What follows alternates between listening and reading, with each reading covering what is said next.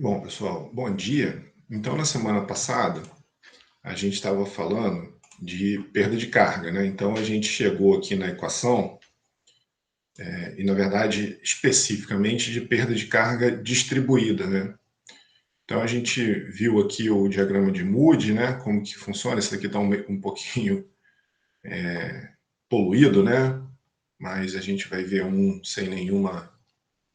Aqui, ó. Aqui é o diagrama de Moody, né? Uma relação entre o Reynolds, a rugosidade relativa e o fator de atrito que a gente quer determinar para relacionar a perda de carga, né? Essa grandeza HL, se vocês lembrarem aqui, ela representa uma perda de energia aqui, ó. Então, se vocês lembrarem, ela veio da equação da conservação da energia, quando a gente jogava, deixa eu voltar aqui na equação, tá um pouquinho aqui para trás, ó. Então tá aqui, ó.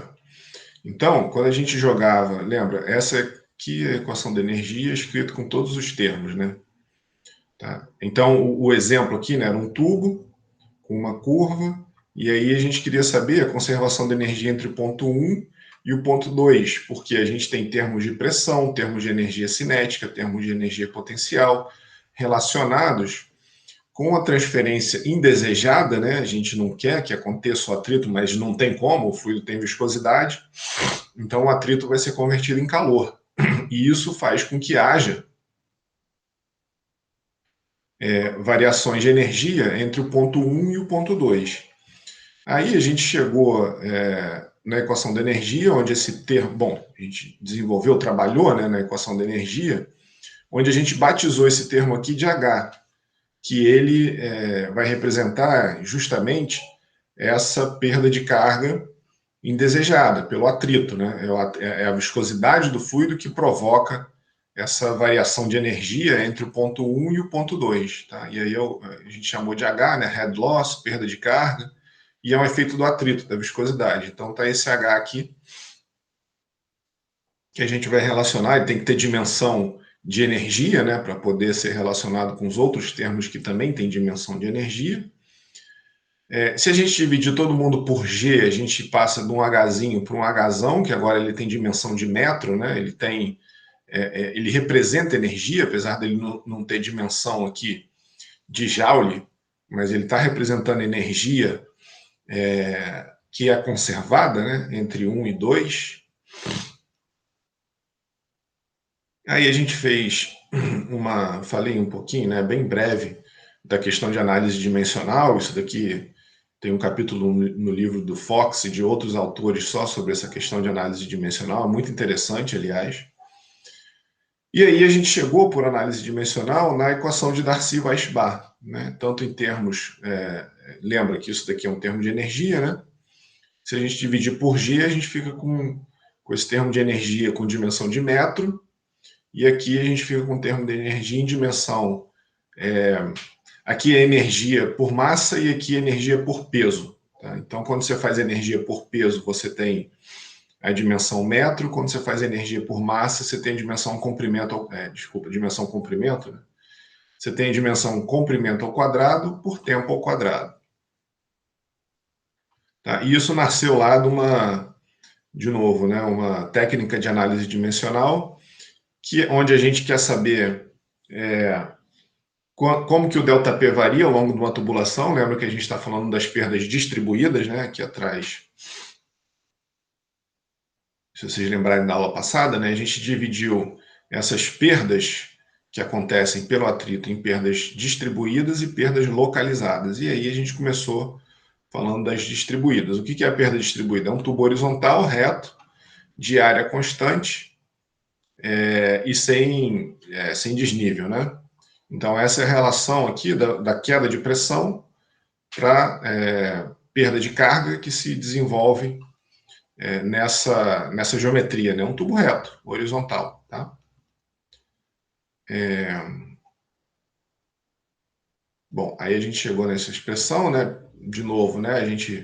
Aí eu peguei aqui, né? Fiz uma tabelinha com passo a passo da gente partir da equação da conservação da energia com essas hipóteses, né? O escoamento horizontal, de área constante. até chegar na equação de Darcy-Weisbach, né? Foram os passos que foram sendo tomados até a gente chegar aqui na equação de Darcy-Weisbach, que é essa daqui, né? Onde o F aqui, ó, ele é uma grandeza empírica que a gente tira isso daqui, esse gráfico aqui foi construído com dados experimentais, né? E ele foi construído de forma adimensional, né? As grandezas que estão envolvidas aqui são adimensionais. Então a gente pega o nosso problema e determina quem são essas grandezas para o nosso problema. Tá? Então a gente tem que determinar o Reynolds, a rugosidade e depois ir lá e determinar o fator de atrito. Com o fator de atrito, a gente sabendo as características geométricas do nosso problema e hidrodinâmicas, né, a velocidade do escoamento, a gente tem a perda de carga, que a gente relaciona com a queda de pressão.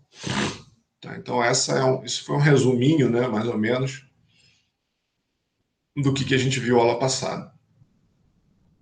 E aí a gente vai fazer um exemplo agora de como que instrumentaliza, né, a equação, o diagrama de Moody, e na frente, depois desse exemplo, a gente vai ver primeiro a gente vai ver o diagrama de Moody e o método de Haaland para determinar o F, né, o fator de atrito. Depois a gente vai ver um exemplo usando a fórmula de Colebrook, que é também para determinar o F, tá? Bom, então a água a 74 graus Fahrenheit tem a viscosidade cinemática de 10 a menos 5 pés quadrados por segundo e o peso específico de 62,4 libras, libra massa aqui no caso, né? Libra força por pé cúbico. É transportado por 1.500 pés num tubo de 1,5 polegadas de diâmetro. Opa, bom dia, Catiele.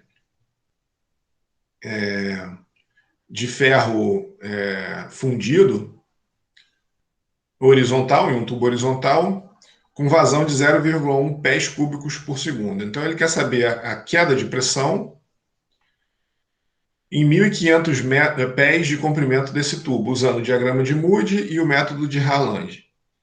Bom, então aqui, ó, o que a gente vai usar, né? Aqui está nesse slide aqui, estão todas as informações que a gente precisa.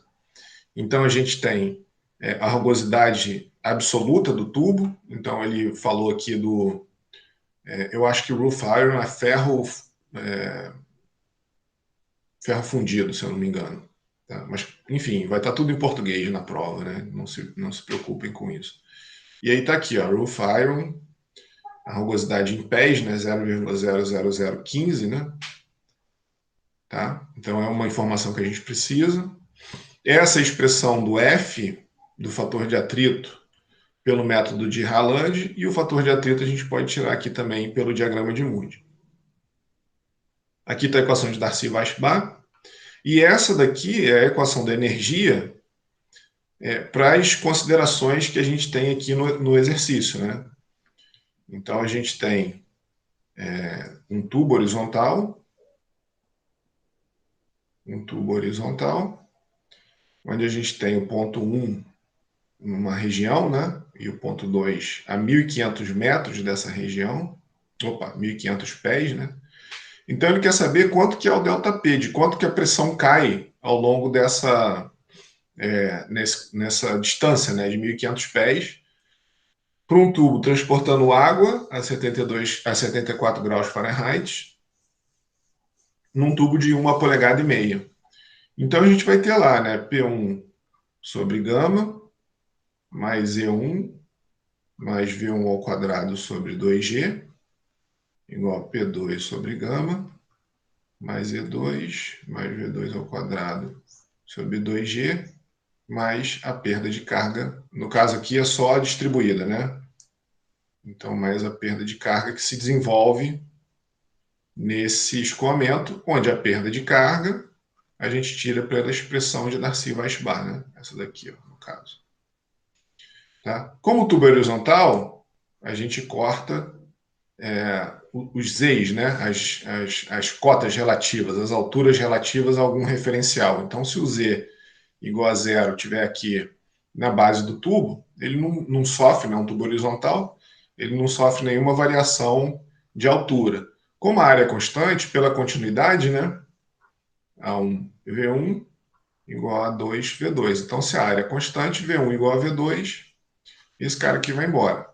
Tá? Então, foi assim que a gente chegou na relação entre a perda de carga, né, calculada por Darcy-Weisbach, e a queda de pressão para um escoamento, onde essa queda de pressão se dá exclusivamente pela conversão indesejada de atrito em calor, né? Tá? Então, esse cara aqui mede isso. Então, o fluido tem um atrito, todo fluido ele tem viscosidade, e esse atrito é transformado em calor. Então, é isso que a gente quer determinar aqui, né? Não tem outro motivo físico que faça com que a pressão varie num tubo horizontal sujeito a essas condições. Tá? Bom, então vamos lá. Então, tanto se a gente quiser saber aqui, né, a variação de pressão, a gente tem que calcular a perda de carga. E a perda de carga, a gente precisa do fator de atrito. A gente tem todo, deixa eu apagar aqui o restante, né? A gente tem o comprimento da tubulação. Aqui lembra, né? Se a gente escrever a equação da energia dessa forma aqui, ó, P1 sobre gama igual a P2 sobre gama mais perda de carga, né? Se a gente dividir toda a equação da energia por G, a gente tem que usar essa forma aqui da perda de carga.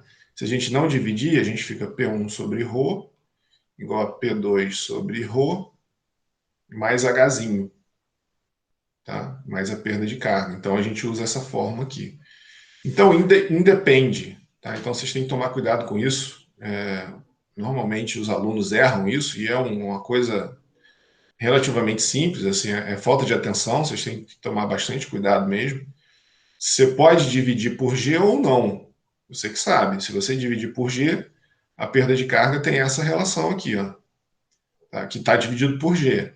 Se você não dividir a equação da energia por G, você usa essa relação que não está dividida por G, tá? Beleza? A escolha é sua, mas você tem que manter a coerência, tá? Então tomem bastante cuidado com isso. Bom, então a gente tem que saber o Reynolds, né? Para a gente saber a queda de pressão, a gente tem que saber todos os termos da equação de Darcy-Weisbach aqui, né? Então a gente tem que saber o L, a gente já tem, né? O comprimento são 1.500 pés, o diâmetro 1,5 polegadas. A velocidade a gente tira da vazão, né? Ele já deu a vazão aqui, a 0,1 pés cúbicos por segundo. Só falta saber quem é o F, quem é o fator de atrito. E o F ele está pedindo aqui para determinar pelo diagrama de Moody ou pelo método de Haaland. Qualquer um dos dois métodos, qualquer uma das duas maneiras tem que dar o mesmo resultado. E a gente precisa, além disso, né, a gente precisa do Reynolds, tá? E da rugosidade relativa do tubo.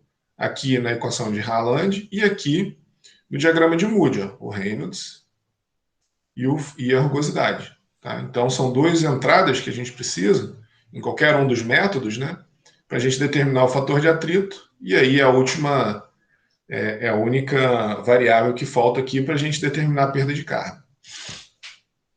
Bom, então vamos lá, a gente precisa do Reynolds e do E sobre D, né, da rugosidade relativa, para determinar o F por ambos os métodos. Vamos começar com Reynolds, né, VD sobre Ni, onde a viscosidade cinemática foi dada aqui, 10 a menos 5 pés quadrados por segundo, né? Então a gente tem o diâmetro e o Ni e a gente precisa da velocidade. Né? Velocidade é a vazão sobre a área. Então a gente foi lá, eu fui substituir, né? Em vez de calcular aqui, eu substituí vazão sobre a área. Então, quem é a área? πd2 sobre 4, subir com 4 aqui, ó, porque aqui o πd2 sobre 4 estaria aqui embaixo. Né? Então, 4 vezes a vazão, πd, né? Aí eu simplifiquei o diâmetro aqui. Aí substitui valores, ó, 4 vezes 0,1, que ele deu aqui, né? 0,1 pé cúbico por segundo. Aqui eu estou transformando polegada em pé, 1,5 sobre 12. Quantos pés tem 1,5 polegadas? Então a razão, né, é que 1 polegada tem, um pé tem 12 polegadas. Tá? Então eu fui lá e fiz a conversão entre polegada e pé, 1,5 sobre 12. vezes 10 a menos 5, tá? Que é a viscosidade cinemática. Então deu um Reynolds de 1,02 vezes 10 a quinta, então bem maior que o 2.300, que era o nosso critério de transição, né? Que é o nosso de transição do laminar para o turbulento. Tá? Então, se é 1,02 vezes 10 a quinta, a gente está no escoamento turbulento. E aí a gente tem que achar, então, o E sobre D, né? E lembra, né? Essa questão, ela vai dizer onde a gente está aqui, na abscissa. Se o Reynolds der laminar, a gente não precisa se preocupar com a rugosidade relativa. Lembra que para o escoamento laminar, a gente tem as forças viscosas dominando o escoamento, e aí o fator de atrito só depende do Reynolds, ele não depende da rugosidade do tubo. Tá? Então fica 64 sobre Reynolds. Bom, a rugosidade relativa, né, 0,00015, lembra aqui, ó, a rugosidade do ferro, 0,00015, e aí de novo, passando de polegada para pé. Né? Então 0,0012 é a rugosidade relativa. Então a gente tem tudo que a gente precisa para saber o F. Então, fazendo por Moody, ó, aqui ó, 10 a quinta, aqui estaria 1 vezes 10 a quinta, eu joguei um pouquinho para o lado, porque é 1,05, né? 1,02. Talvez esteja até um pouquinho exagerado aqui, né? Mas, enfim. Aqui, na verdade, sim, eu até exagerei para mostrar o seguinte, olha só. Observa que para essa rugosidade relativa de 0,0012, que estaria mais ou menos aqui, né? Aqui, ó, 0,001, e o Reynolds por aqui, né? Nessa faixa aqui. Isso envolve muita incerteza, né? O diagrama de Moody ele envolve muita incerteza. Então, quanto que seria o F aqui, ó, né? Em qual seria aqui, ó, entre 0,001 e 0,002? Não tem nenhuma curva aqui, né? Tá? Do F. Então aqui o negócio fica meio incerto, né? Então a gente tem que pegar aqui um ponto qualquer entre os dois e traçar a nossa e determinar aqui o F. Um pouco de incerteza aqui, né? Tá? Bom, aí eu cheguei num valor aqui de 0,023, 0,02 aqui, 21, 22, o 23 estaria aqui em cima, né? 24, 25, 23,5, alguma coisa assim, né? Tá? E aí a gente pode calcular a perda de carga, porque agora a gente tem tudo que a gente precisa, né? O F 0,023, o comprimento, né? Comprimento sobre diâmetro, né? 1.500 pés, aí 1,5 sobre 12, né? Aí o 12 subiu. A velocidade a gente agora calculou, né? Na verdade, aqui atrás eu não tinha calculado a velocidade, ó. Eu tinha jogado direto aqui dentro do Reynolds, mas enfim, calculando, deu 8,15 pés por segundo. Sobre o G, aceleração local da gravidade em pé por segundo ao quadrado, tá? Então deu 280 pés essa perda de carga. E a queda de pressão é obtida pela equação da conservação da energia, né? Então delta P, ρg vezes a perda de carga. Tá? E aí é só substituir, né? Massa específica da água 62,4, ou peso específico da água, né? 62,4, né? O ρg. E a perda de carga 280, né, pés. Então isso deu 17.500 PSF, né? Pound per square foot, libra-força por pé quadrado. E aí a gente pode converter para PSI, que é uma unidade bastante usada na indústria, né, se quiser. Aí tem que converter de novo, né, o pé para polegada, então isso vira 120 PSI. Tá? Bom, aí a gente pode fazer a mesma coisa usando o método de Haaland, que é calcular o F pela expressão, uma expressão analítica, né, que seria até mais preciso do que entrar no diagrama de Moody. E aí a gente só substitui valores, ó, 1,8 log de 0,0012, né, o E sobre D, sobre 3,7 elevado a 1,11 mais 6,9 sobre Reynolds. Né, o Reynolds a gente calculou aqui, 0,022604. E observa aqui, ó, que o F tinha sido 0,023, né? Então não deu uma diferença tão grande assim. Tá? E aí, enfim, aí é só, fica como exercício para vocês, né? Calcular o ΔP com esse outro F aqui. Não deve dar um ΔP tão diferente desse daqui. Tá? O outro exemplo é a mesma coisa, é um tubo horizontal, tá? Um tubo de 61 metros de comprimento, de ferro fundido asfaltado na horizontal. Então a relação aqui, ó, né, da perda de carga distribuída é a mesma. Se a gente aplicar a equação da energia, a gente fica na mesma relação entre ΔP e a perda de carga, tá vendo? Porque as hipóteses são iguais. Então, um diâmetro de 152 milímetros, transportando água a 1,83 metros por segundo. Então, ele quer saber a perda de carga usando o método de Colebrook. É a outra expressão que tem para calcular o fator de atrito, mas essa expressão aqui, ela é implícita, né? O F aqui, ó, 1 sobre raiz de F, menos 2 log de A sobre D sobre 3,7, mais 2,51 sobre Reynolds, raiz de F. Então, o F aqui, ele é uma relação implícita que a gente precisa de uma maneira... É fácil, né? Bem fácil de resolver. Eu vou fazer um exemplo aqui para vocês verem como é que faz, tá? Que é isso daqui justamente, né?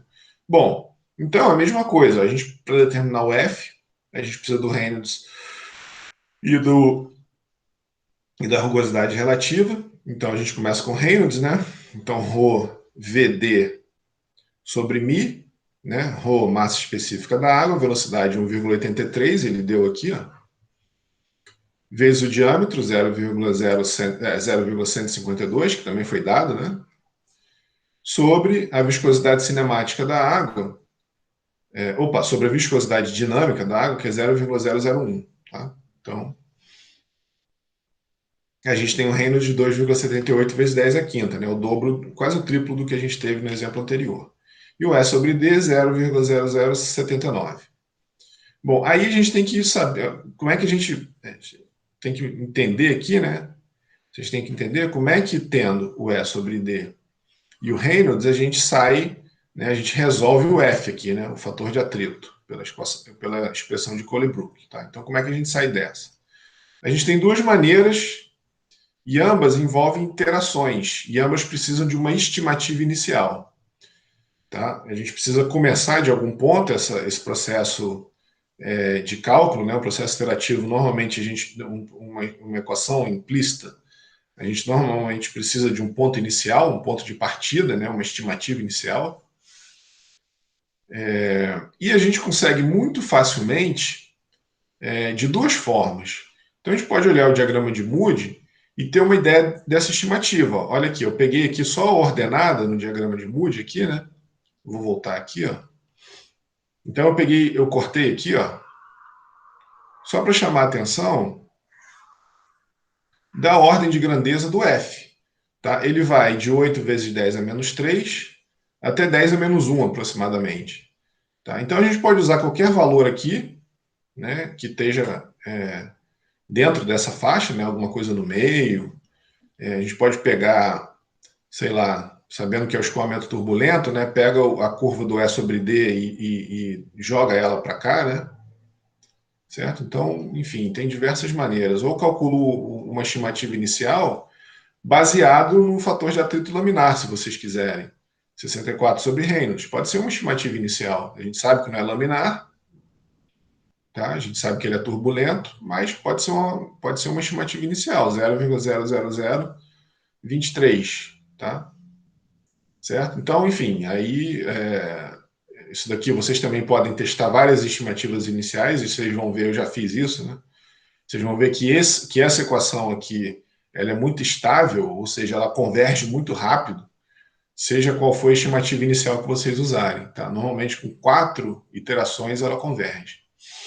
Tá? Então, vamos começar com esse daqui, 0,00023. Então, na primeira maneira, ou seja, eu falei aqui, né, que a gente pode resolver essa equação por duas maneiras. Né? Então, na primeira, a gente resolve um lado da equação, o direito, por exemplo, né, usando a estimativa inicial de F. Então, lembra aqui, né, que a gente tem essa relação aqui. Então, o lado direito tem que ser o lado esquerdo. Então, eu jogo uma estimativa inicial em F aqui, resolvo o lado direito, ó. Então, ó, joguei a estimativa inicial, ó, resolvi o lado direito, então o lado direito isolado aqui, né? Deu 6,1818, mas isso é igual ao lado esquerdo. Então, 1 sobre raiz de F tem que ser igual a isso, certo? Ou F, né, é 1 sobre isso daqui elevado ao quadrado, né? 0,0262. Então, a gente tem a primeira estimativa de F, tá?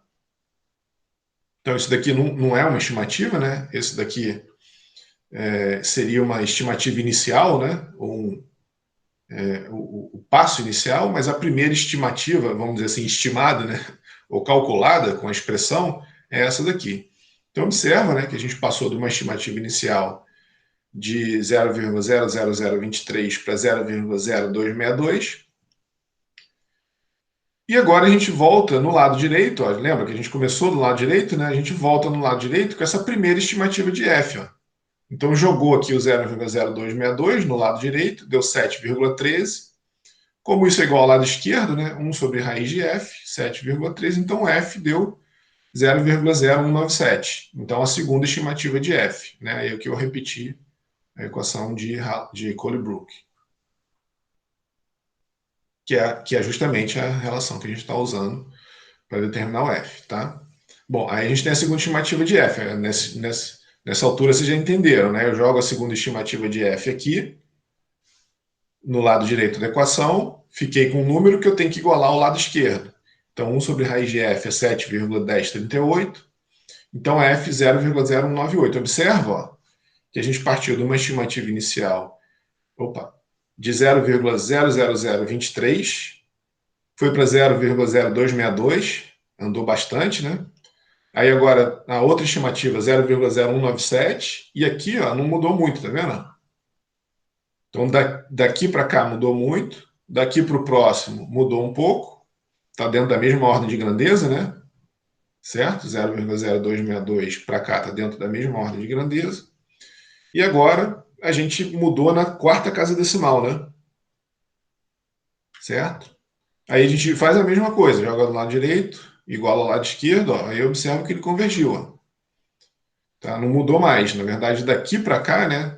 Da terceira para a quarta, o F já não variou. Aí eu fui até a quinta só para ter certeza, né? Então ela convergiu. Tá? Então aqui o F, esse é o valor do F, determinado pela equação de Colebrook. Tá? Certo? Que aí, claro, né, você tem aqui o diagrama de Moody. A gente pode sempre, né, com o Reynolds e a rugosidade relativa, a gente pode sempre confirmar isso. Né? A gente pode sempre dar uma olhada para ver se a gente não errou em conta. Então está aqui o Reynolds, que foi 2,78 vezes 10 à quinta. E a rugosidade relativa, 0,00, deu 70 e alguma coisa, né? Aqui, ó, 0,00079, 0,008, né? Tá, então a gente vem aqui, ó, e chega num fator de atrito de um pouquinho abaixo de 2, tá vendo ali, ó? 0,02 está ali, tá? E a gente determinou 0,0198, tá? Então tá coerente com o que se obteria pela expressão de Colebrook, tá? Bom, se vocês quiserem, né, usar um outro fator, um chute inicial, uma outra estimativa inicial, 0,03, né? O que é o 0,3? Está aqui, ó, no meio da escala, tá vendo? A gente usou 64 sobre Reynolds, deu um F bem pequenininho, né? Alguma coisa por aqui, se eu não me engano. Tá? Então, o que é esse 0,03, né? É pegar aqui, ó, no escoamento turbulento, para essa rugosidade relativa, na verdade nem é isso, né? Porque ele está aqui um pouquinho para cima. Mas você pode fazer isso também, né? Você pega aqui, ó, essa rugosidade relativa, traça uma reta ali, ó, e usa aqui, claro que não ficou muito reto, né? Usa isso como estimativa inicial, é uma outra alternativa também, tá? Enfim. Bom, agora a gente vai ver a segunda maneira de resolver essa equação implícita, né? Então, a gente parte aqui da equação de Colebrook e a gente escreve ela dessa forma aqui, ó. Né? A gente isolou o F aqui, ó, né? Jogou o raiz de F para cima e toda essa expressão aqui para o denominador. Então, f, 1 sobre essa expressão ao quadrado, tá vendo? Então, eu isolei um f que depende de um f ali dentro. Ela continua sendo implícita, mas vamos ver o que isso ajuda a gente. A gente pode reescrever essa relação com índices, que vai caracterizar, né, que indica ou caracteriza o caráter iterativo dessa solução. Então, f de n mais 1 é 1 sobre aquela relação, né, que depende de um f de n. Tá? Então, o f num passo n mais 1, ela depende do f num passo anterior. Tá? E aí a gente vai resolver um procedimento semelhante ao realizado anteriormente. E a gente precisa, de novo, né, de uma estimativa inicial para f que a gente já discutiu. Então, a gente pode usar aqui, só usando uma estimativa diferente, né? Certo? Então, f de 0 é 0,03. Com a solução interativa e passo inicial, a gente determina o f1, né? O f no primeiro passo. Ou seja, né? Então, ó, f1, isso daqui é para o n igual a 0, né? Certo? N igual a 0. Então, se você jogar o n igual a 0 aqui, é f1 e aqui embaixo fica o f0. Então, f1 e ele está o f0. Então, a nossa estimativa inicial, f0, é 0,03. Então, joga ele aqui, ó, f0, tá vendo? Jogou o f0 ali, esse cara aqui é o f1. Então, a primeira estimativa, 0,0196. Tá? Então, observa que com essa estimativa inicial aqui, ó, a gente já chegou bem pertinho, né? No primeiro passo, a gente já chegou bem pertinho da solução, que continua sendo, né? O problema é o mesmo, 0,0198, tá? Bom, aí a gente tem o F1 0,0196, e aí a gente calcula o F de 2. O F de 2, o N igual a 1, né? Certo? Então, se você jogar N igual a 1 aqui, ó, F2 depende do F1. Que é o que está aqui, ó. F2 depende do F1, mas a gente tem o F1, né? 0,0196, está aqui, ó. Olha lá, 0,0198. E assim por diante. Então, daqui, ó, já não variou, tá vendo? Quando eu jogo 0,0198 aqui, o F3 deu 0,0198, não variou. Tá? E o resultado foi o mesmo pelo outro procedimento interativo. Então, fica a seu critério decidir qual usar. E, de forma geral, separa quando a quarta casa decimal não variar mais. Tá? Então, tá aqui, ó, 1, 2, 3, 4. Né? 1, 2, 3, 4. Então, não variou mais. Bom, isso daqui era para quando era prova presencial, né? Que era para mostrar todos os cálculos na prova. Como aqui é presencial, ignorem isso. Bom, aí a gente pode ir lá e calcular a perda de carga. 0,0198 F L sobre D, V ao quadrado sobre 2G. Né? Equação de Darcy-Weisbach para a gente calcular a perda de carga distribuída.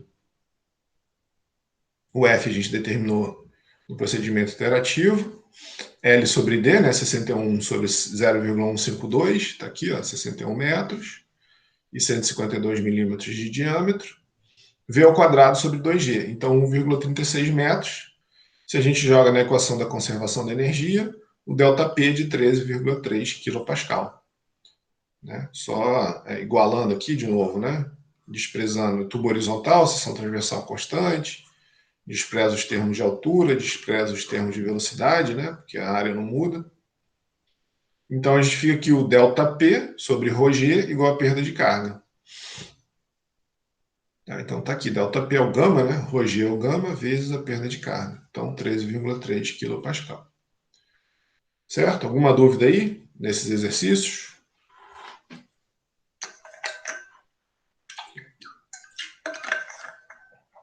Bom,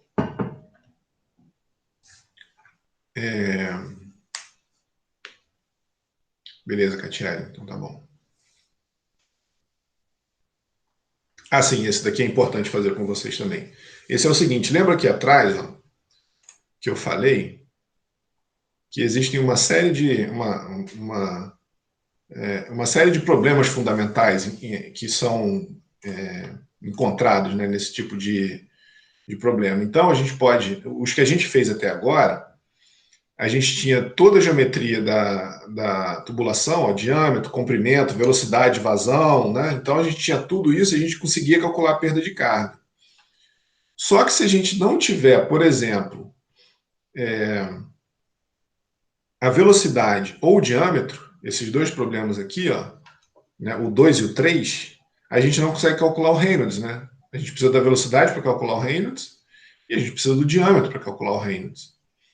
Então, nesses dois tipos de problema aqui, a gente tem que fazer um procedimento iterativo, né? Então, eu até quis fazer aquele ali, um exemplo desse, para vocês entenderem como se faz e ver que não é o mesmo procedimento iterativo que é usado para calcular o F por Colebrook, que a gente acabou de fazer, tá? Então, é um outro tipo de procedimento iterativo, tá? Então, só para tentar deixar isso claro, né, para vocês não se embolarem, eu vou fazer esse exemplo aqui que é bem simples. Esse aqui, ó. Cadê? Então, ó, o seguinte, ó, presta atenção aqui, ó. Óleo, então, um óleo que tem a massa específica de 950 kg por metro cúbico e viscosidade cinemática de 2 vezes 10 a menos 5 metros quadrados por segundo, escoa em um tubo, né? Ou escoa através de um tubo de 30 centímetros de diâmetro e 100 metros de comprimento, com perda de carga de 8 metros. Tá? Então, ele já deu aqui a perda de carga, porque o objetivo aqui não é ficar entrando no diagrama de Moody para determinar a perda de carga. O objetivo aqui é vocês entenderem como é que resolve um problema que a gente não tem a velocidade, tá vendo? Ele não está dando a velocidade média e a vazão, tá? Mas ele deu a perda de carga, 8 metros, tá? Isso aqui pode ter sido medido, por exemplo, né? Se ele tem um sensor de pressão, observa aqui, ó, se ele mede a pressão, porque o problema é esse daqui, né? Você tem um tubo horizontal, ó, você tem um tubo horizontal, escoando um fluido, né? E aí você pode determinar, aplicando a equação da energia entre 1 e 2, o ΔP, a partir do cálculo da perda de carga, né?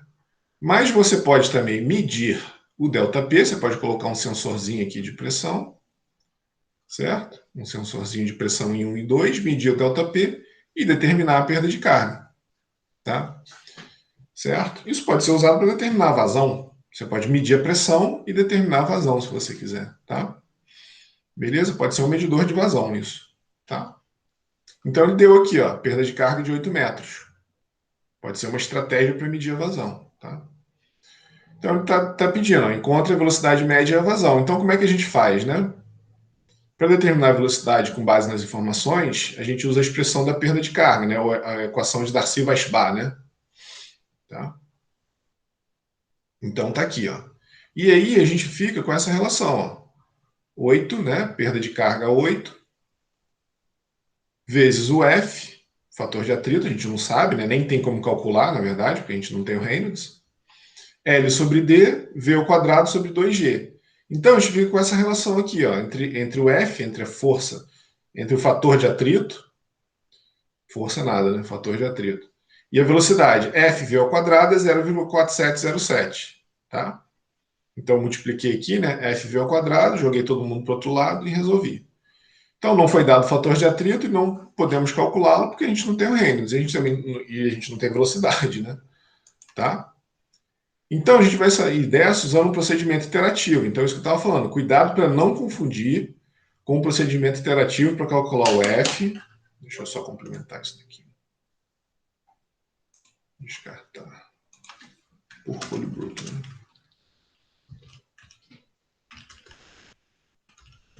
Tá? O F por Colebrook, tá? Lembra, né? Que a gente acabou de fazer. Tá? Esse daqui, ó. Tô falando esse procedimento iterativo aqui, ó, que a gente acabou de fazer por Colebrook, né? Que a gente tinha uma expressão implícita para determinar o F, então a gente precisava determinar, né, fazer uma estimativa inicial para saber como que o F ia evoluindo. Aqui a gente tem um procedimento iterativo porque a gente não tem explicitamente quem é o FV ao quadrado, mas a gente pode muito bem, mas a gente tem uma relação aqui, ó, a gente tem um diagrama de Moody que mostra essa relação. Então a gente vai usar o diagrama de Moody para fazer esse procedimento iterativo, que é bem fácil também, quer ver? Ó?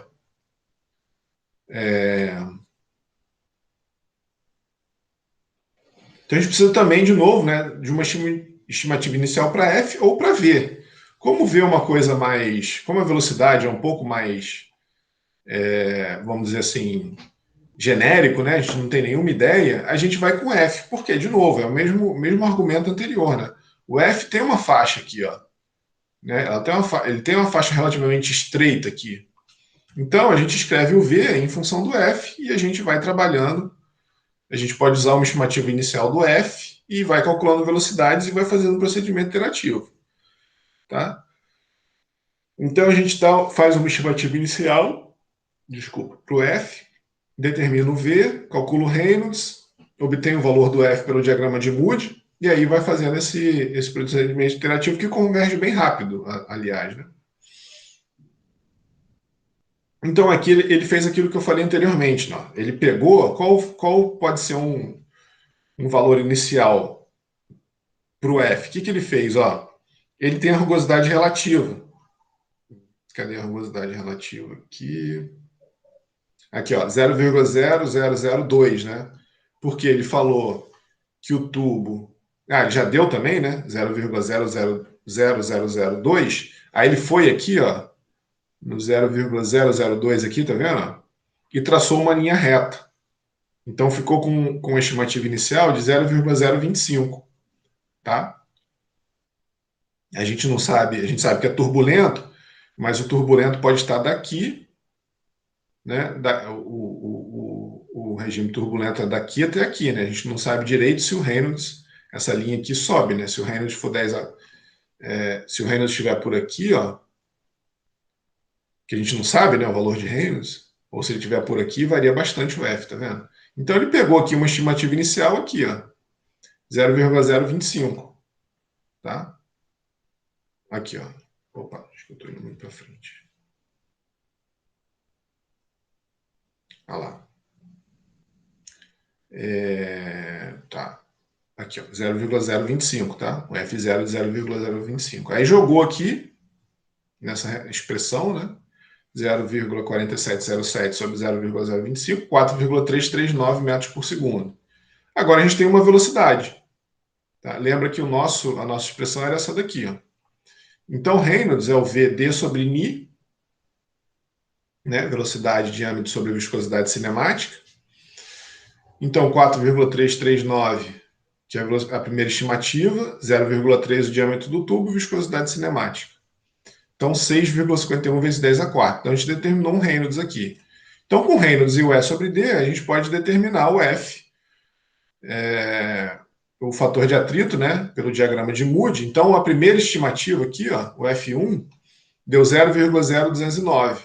A gente pode entrar aqui no diagrama de Moody. Deixa eu ver se ele fez isso aqui para frente. Ah, fez aqui, ó.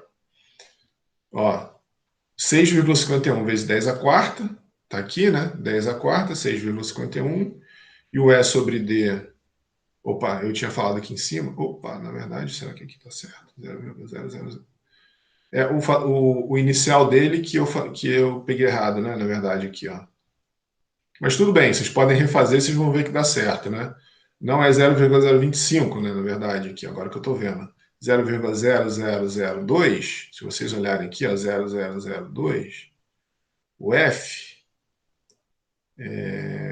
daria 0,013, mais ou menos, né? Mas tudo bem, vocês podem fazer esse F aqui, ó, inicial. Eu usei aqui, ó, esse F aqui, ó, porque eu botei uma ordem de grandeza diferente aqui, o E sobre D. Eu peguei errado aqui. Mas tudo bem, se vocês fizerem, é até bom, fica como exercício, né?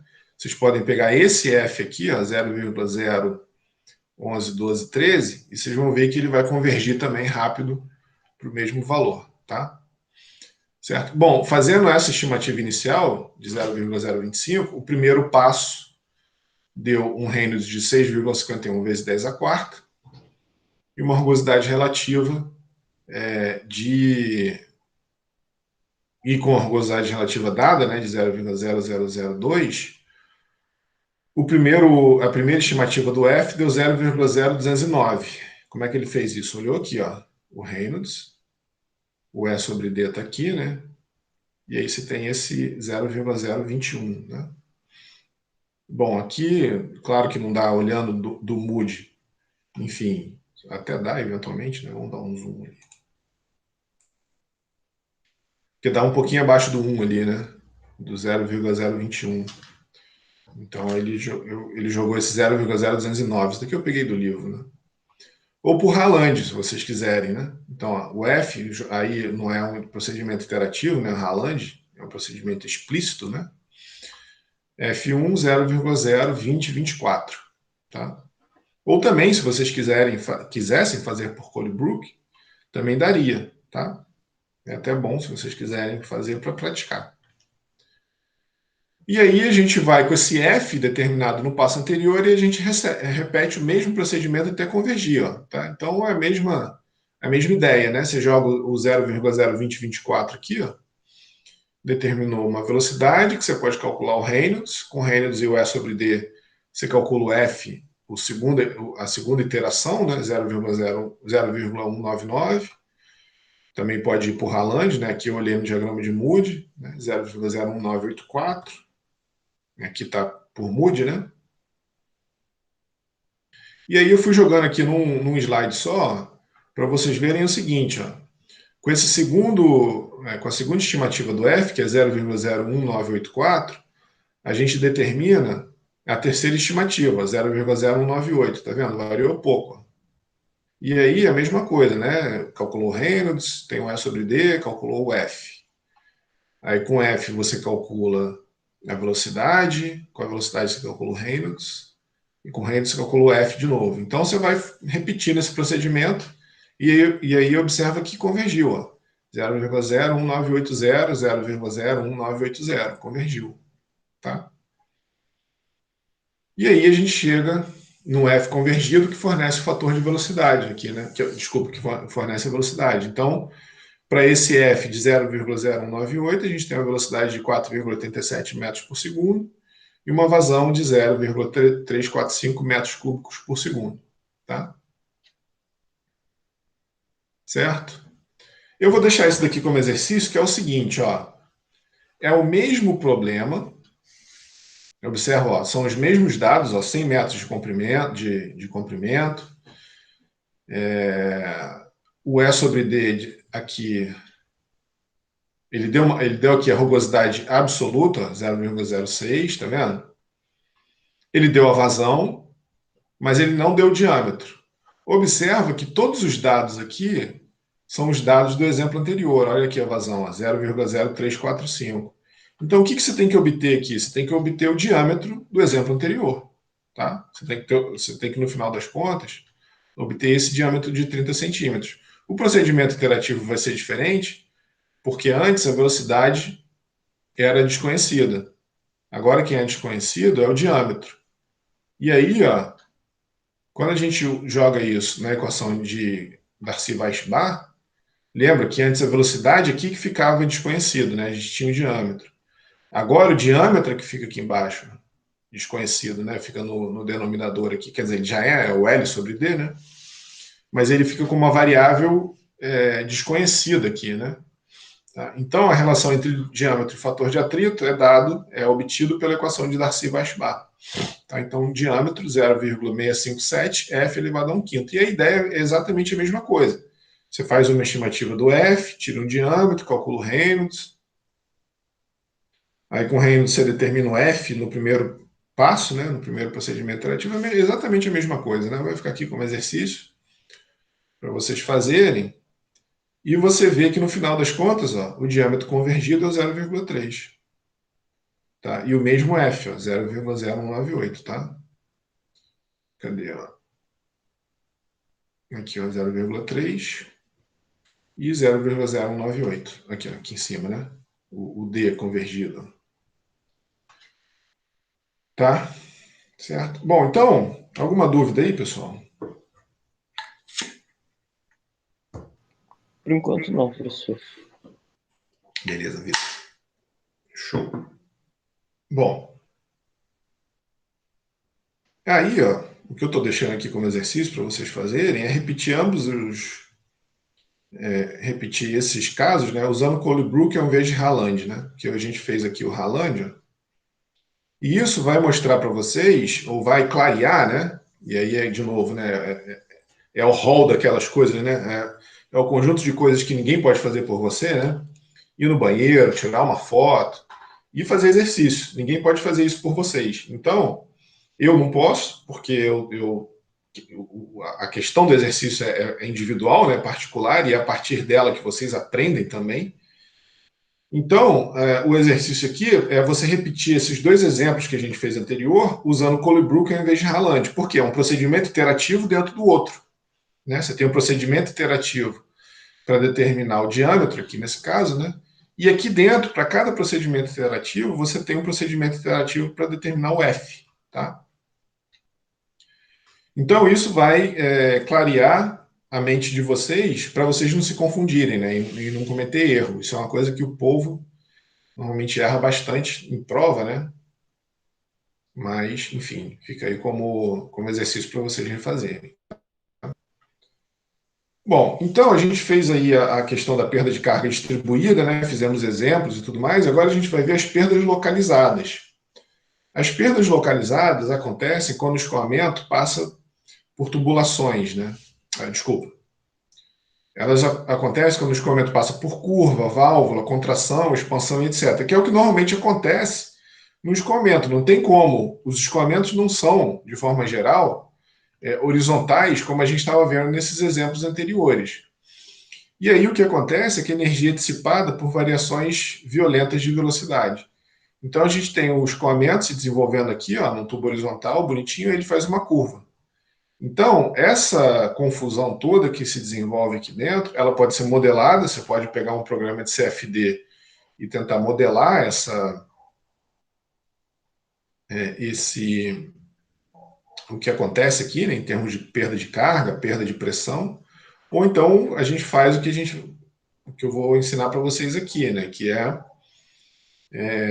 usar uma aproximação empírica, da mesma forma que a gente fez com a equação de Darcy-Weisbach, mas para as perdas localizadas. Então, o que a gente tem são as perdas menores e elas são determinadas por esse fator K aqui, um fator de perda. Né? Então, as perdas menores são KV ao quadrado sobre 2. Tá? Lembra que aqui é o Hzinho, né? Se for Hzão, é KV ao quadrado sobre 2G. Tá? E esse fator K aqui ele deve ser determinado experimentalmente para cada situação. Tá? Então, por exemplo, se uma tubulação passa por entradas, se você, além do tubo horizontal, né, você tem entradas, o que a gente tem é um valor de. Opa, parece que eu caí.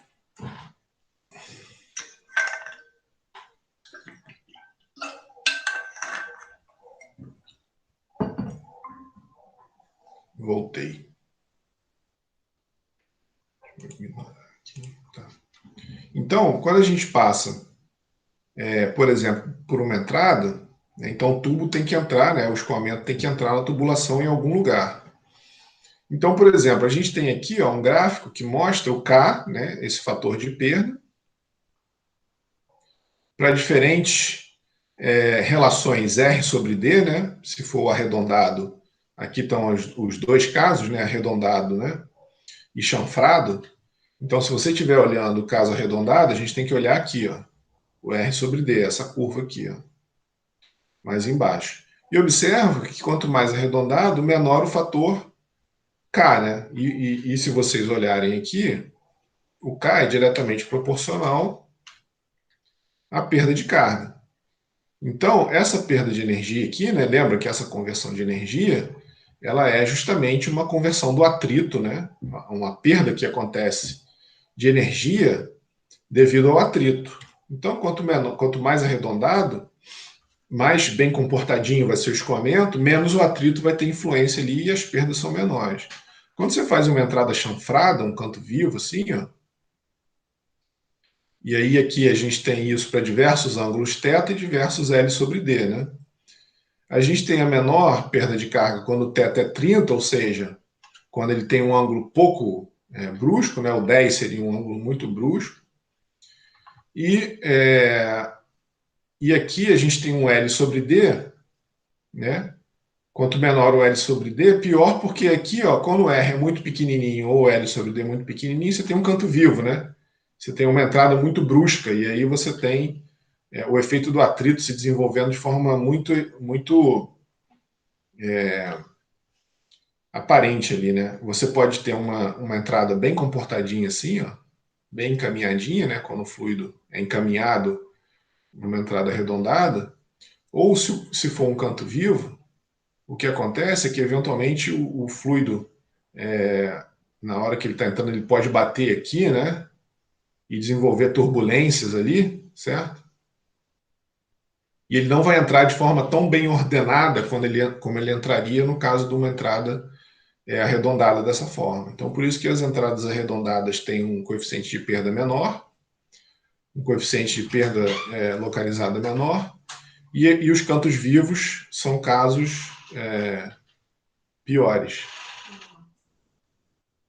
Que está aqui.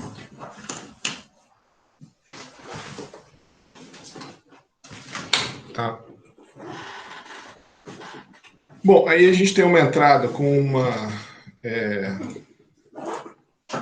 protuberância aqui para fora, um tubo, né, saindo um pouquinho, e aí a gente tem diversos casos, né? O L sobre D, onde o L está aqui, né, é o quanto que esse tubo entraria para dentro ali do... Isso aqui é mais ou menos isso daqui, né? Deixa eu tentar desenhar aqui. Você tem um reservatório e você pode conectar um tubo rente ali à entrada, ou o tubo pode passar um pouquinho, né, para dentro do reservatório. É isso que está representando. Aqui está um reservatório com fluido, né? Tá? Aqui também um reservatório com fluido, aqui a superfície livre dele. Tá? Então, ele pode tá assim, né? Ou de novo, né? Lembra que a gente falou que a maneira ideal é que ele entre dessa forma aqui, né? Tá? Que ele vai ter menos perda de carga possível. Bom, aí quanto maior o L sobre D, maiores as perdas de carga. Aqui a gente tem uma relação entre a espessura desse tubo, né? Tem uns outros casos, isso daqui é expansão e contração. Então, quando a gente tem uma expansão brusca, a gente estaria nessa curva aqui, ó. Então, isso daqui seria, por exemplo, quando você tem sua caixa d'água, né? Quando o tubo chega na caixa d'água. Tá? Então, você tem uma expansão brusca. Ou então, o tubo passando de um certo diâmetro, de forma brusca, para outro diâmetro. Dessa forma assim, né? Sei lá, aqui 1 polegada e aqui, não sei, 3 polegadas. Tá? Então, isso seria uma expansão brusca. E a contração brusca é o contrário, né? Tá? Quanto mais perto de 1 a razão Dzinho sobre Dzão, onde o Dzinho é o diâmetro interno e o Dzão é o externo, né? Quanto mais perto de 1 for essa relação, menor a perda de carga. Por quê? Quando essa relação for 1, o tubo é reto, né? Tá? Quando Dzão e Dzinho forem iguais, o tubo é reto.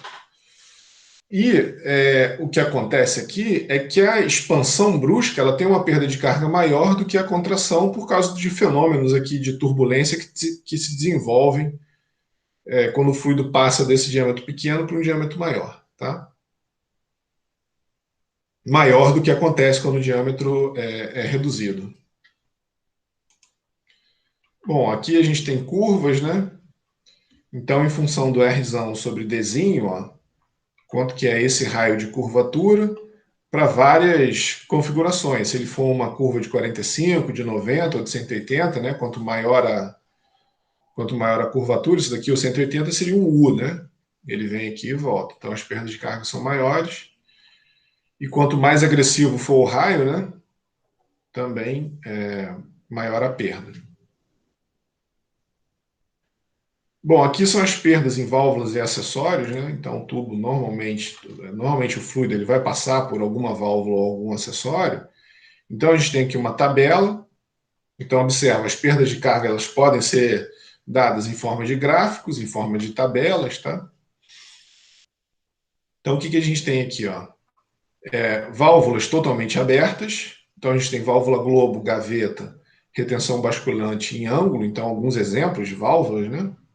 Então, aqui, ó, a válvula globo é essa daqui, a válvula B, válvula gaveta é a A, válvula de retenção basculante é a D, essa daqui, ó, seria uma check valve, né? Uma check valve em inglês, né? Ela só deixa ir para um lado.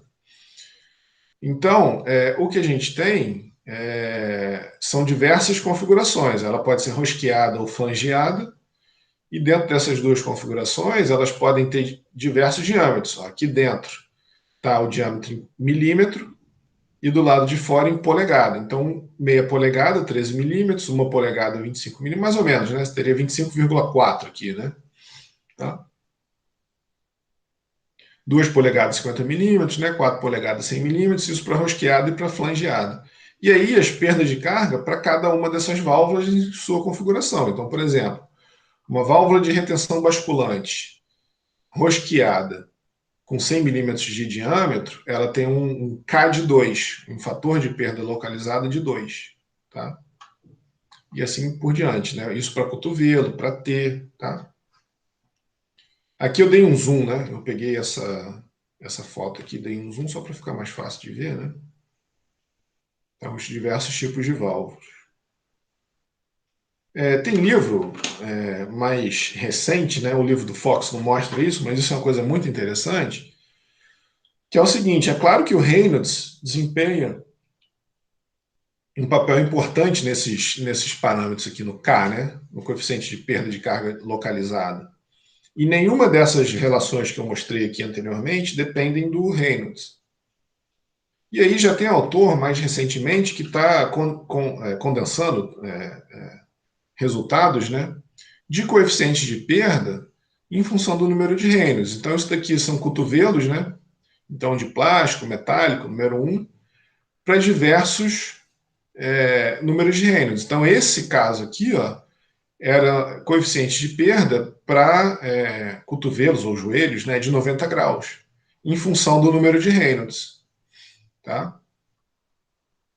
Então, aqui o coeficiente K em função do número de Reynolds. Tá? Aqui seria o coeficiente K para válvulas parcialmente abertas, né? Então, aqui é a razão de abertura H sobre D. Então, se o H sobre D for 1, ela está totalmente aberta, né? Então, a perda de carga é menor. E observa que a válvula globo, que é essa daqui, ó, essa aqui de cima, mesmo totalmente aberta, a perda de carga não é muito pequena. Se você olhar a geometria da válvula globo, você vê que ela passa por uma série de curvas aqui, né? Muito mais que a válvula gaveta e a válvula disco, né? Essa daqui é a válvula disco, essa daqui é a válvula gaveta. Então, a válvula globo ela tem uma perda de carga inerente ali, né? Ela passa por uma grande variação de direção, passa por regiões muito estreitas, né? Então a perda de carga da válvula globo normalmente é maior, tá? Uma válvula borboleta também, em função da abertura, em função aqui da abertura da borboleta, né? Então o ângulo de 90 graus ela está aberta, certo? Ela tá totalmente aberta. E no ângulo de 20 graus seria, não sei, talvez mais ou menos como ela estivesse aqui, né? Relativamente fechada, e aí a perda de carga para essa configuração parcialmente fechada. Tá? E aqui ó, é a perda de carga para 3 fabricantes diferentes. Então, algum autor pegou 3 válvulas borboleta e calculou a perda de carga em função do número de Reynolds. Tá? Beleza, a gente vai resolver um exemplo desse aí mais para frente, de perda localizada, mas alguma dúvida aí? É simplesmente, né, a gente determinar aqui e lembrar, né, uma coisa importante aqui de se lembrar, é que quando a gente falou de perda de carga, a gente dividiu a perda de carga em duas, a localizada e a distribuída. Tá? Então, a localizada e a distribuída. A distribuída a gente resolveu pela expressão de Darcy-Weisbach. E a localizada a gente resolve pelo K V ao quadrado sobre 2, né?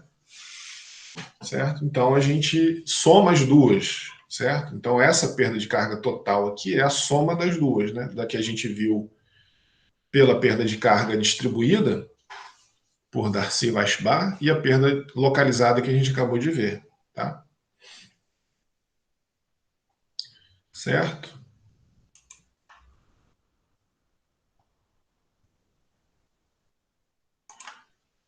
Bom, e aí a gente vai falar agora de bombas, turbinas e ventiladores em sistemas fluidos, em sistemas que têm, por onde passa, né, fluido.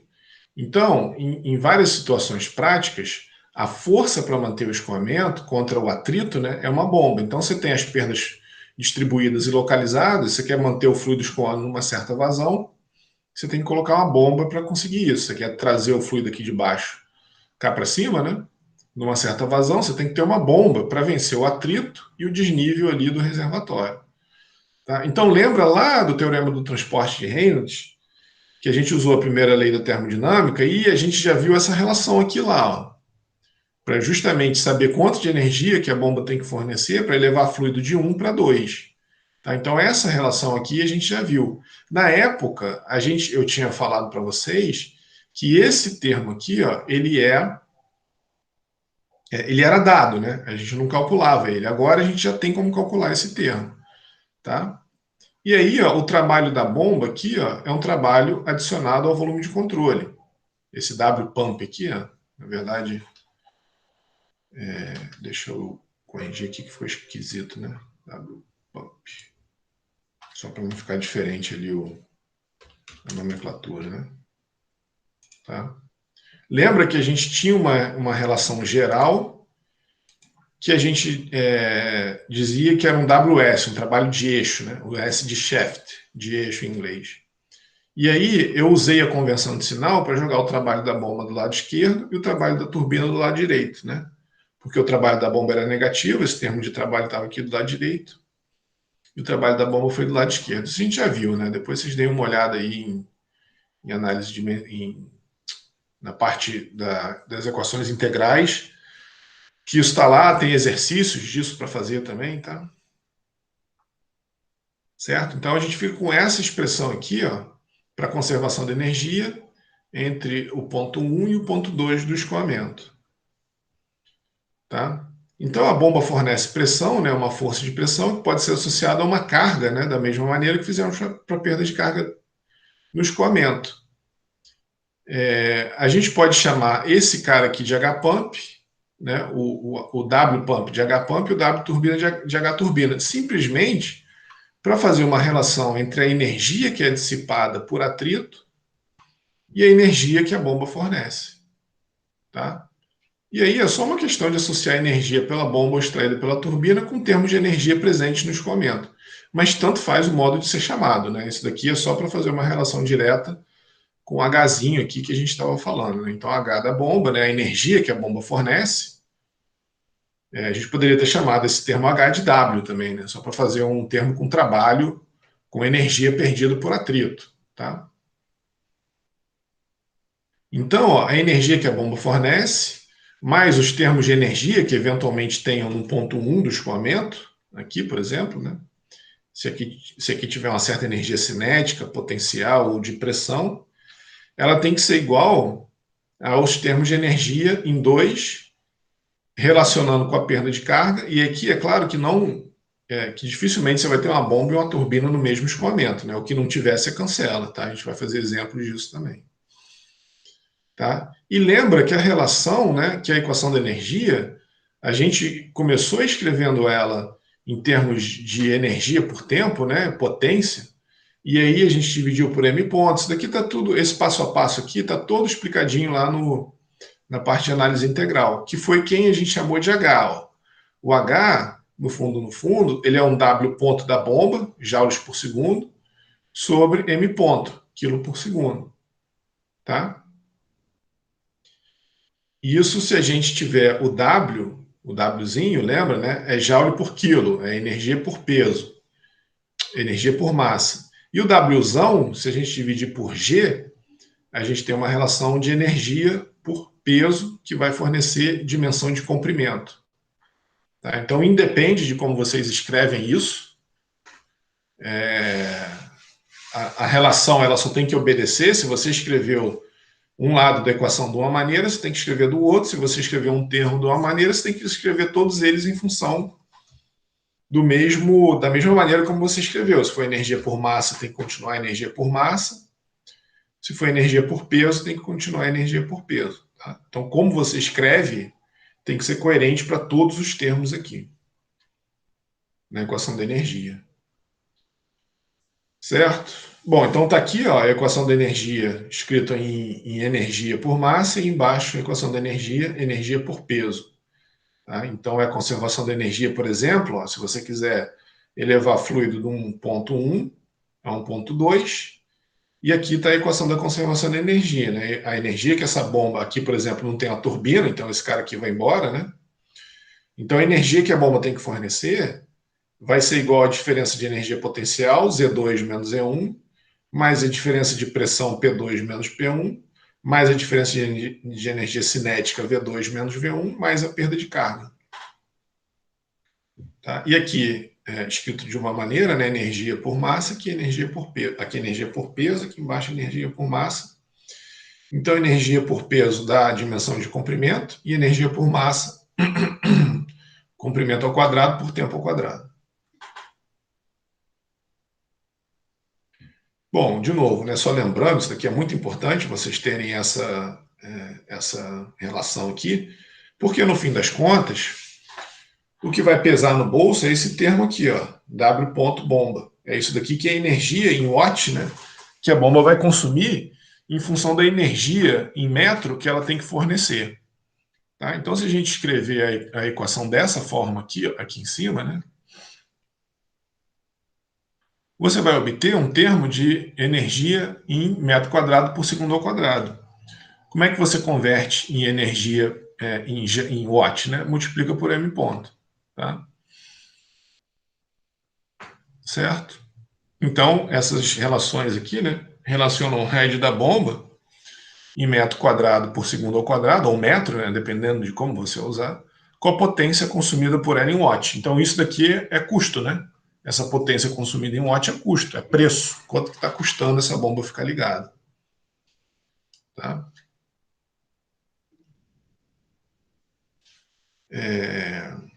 A outra coisa importante de definir é a eficiência da bomba e da turbina. Então, o que é eficiência? É quanto de potência que chega no fluido, W.P aqui, que chega no fluido, sobre quanto de potência que você forneceu para a bomba. Então, aqui, ó, W.in, você forneceu aqui no eixo 2 kW, mas será que essa energia chegou? Será que essa potência chegou aqui no fluido? Tá? Ou então seria o contrário, né? Quanto de energia que você calcula que o fluido precisa, e sendo dada a eficiência da bomba, você sabe quanto de energia que você precisa colocar ali para dentro, para o fluido receber efetivamente essa energia. Né? Claro que nenhuma bomba é 100% eficiente, então se você chegar aqui numa conta de que o fluido precisa, sei lá, de 1,8 kW de energia, eventualmente, por causa das ineficiências, você tem que fornecer 2 kW no eixo, né? Porque aqui tem perda por atrito em mancal, tem perda de carga quando o fluido passa por dentro da bomba, tá? Certo? Então tá aqui tá o W.in, e aqui dentro a gente pode até escrever aqui o WP. Deixa eu botar aqui.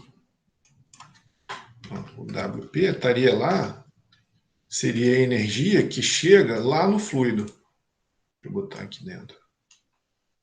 Tá? Então o fluido recebe o WP lá dentro, mas lá fora da bomba, o eixo dela tem que receber uma energia maior. Tá? E a da turbina é o contrário, né? É o quanto que saiu que vai ser menor do que o quanto que o fluido efetivamente. Aqui é uma bomba, né? A turbina ela teria o W.T lá dentro, certo? Está invertido com relação à bomba, né? Porque a função de uma turbina é uma, da bomba é o inverso, né? Tá? Então é quanto de energia que o fluido forneceu para quanto que chegou lá fora. Claro que o que vai chegar lá fora é menor, porque a turbina o fluido fornece uma energia para a turbina maior do que o eixo da turbina fornece para o gerador. Por quê? você de novo tem as ineficiências, tem atrito, né? Você tem mancal de rolamento, você tem uma série de perdas que o fluido e o próprio dispositivo tem quando ele funciona. Então, a eficiência da turbina é o quanto de energia que foi gerado no eixo, lá fora mesmo da turbina, pela energia que o fluido possuía. Tá?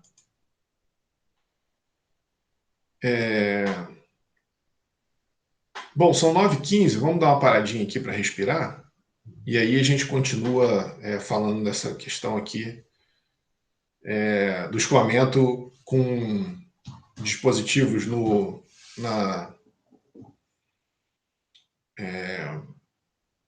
na linha. Né? Alguma pergunta aí, gente? Alguém quer aproveitar a parada aí para fazer alguma pergunta?